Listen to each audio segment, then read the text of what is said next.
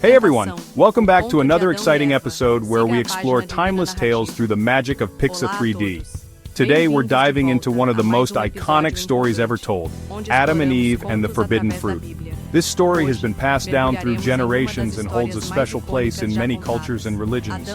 This tale from the book of Genesis teaches us about temptation, choices, and their consequences. It's a story that has layers of meaning and offers valuable lessons for all of us. Let's get started. In the beginning, God created Adam and Eve and placed them in the Garden of Eden, a paradise filled with everything they could ever need. Imagine a place where every need is met and every desire is fulfilled. They had one rule though: do not eat from the tree of knowledge of good and evil. Simple, right? Now enter the serpent. This tree stood in the middle of the garden, a constant reminder of the boundaries set by God. This snake wasn't your ordinary garden variety, it was cunning and persuasive. It had a way with words and knew exactly how to twist the truth. One day it slithered up to Eve while she was near the forbidden tree. The serpent saw an opportunity and seized it. The snake's tongue flicked, and in a voice as smooth as silk, it said, "Did God really say you must not eat from any tree in the garden?" It planted a seed of doubt in Eve's mind.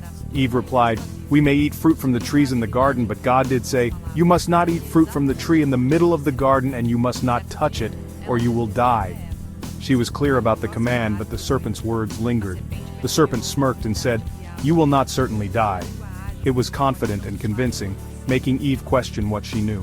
For God knows that when you eat from it, your eyes will be opened and you will be like God, knowing good and evil.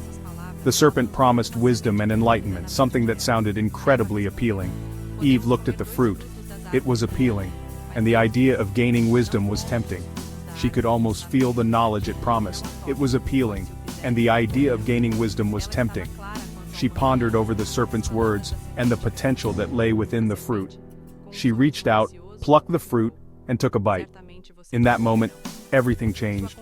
Instantly she felt a change, a new awareness. It was as if a veil had been lifted from her eyes. She handed it to Adam, who also ate. He too experienced the same transformation. Suddenly their eyes were opened. They saw the world in a completely different light. They realized they were naked and quickly sewed fig leaves together to cover themselves. The innocence they once had was gone. In their newfound knowledge, they felt exposed and vulnerable. The weight of their actions began to sink in. Later they heard God walking in the garden and they hid. They were afraid of facing him. God called out, "Where are you?" His voice echoed through the garden, searching for them.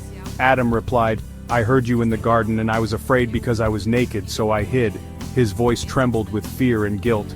God knew what had happened. He could see the change in them. He asked, "Have you eaten from the tree that I commanded you not to eat from?" His question was direct and piercing. Adam blamed Eve, and Eve blamed the serpent.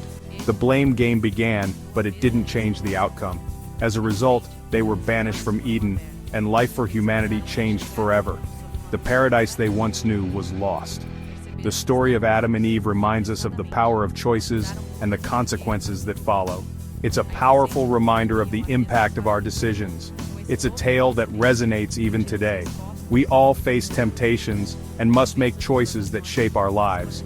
Thanks for watching, and remember, every choice we make has its ripple effect.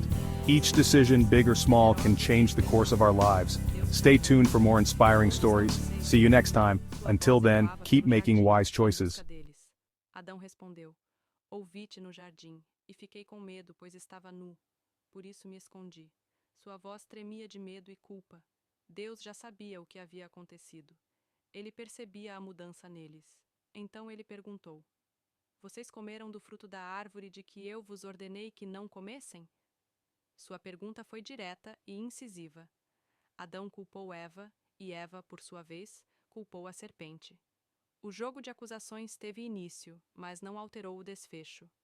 Como consequência, foram banidos do Éden, e a vida da humanidade mudou para sempre. O paraíso que um dia conheceram foi perdido.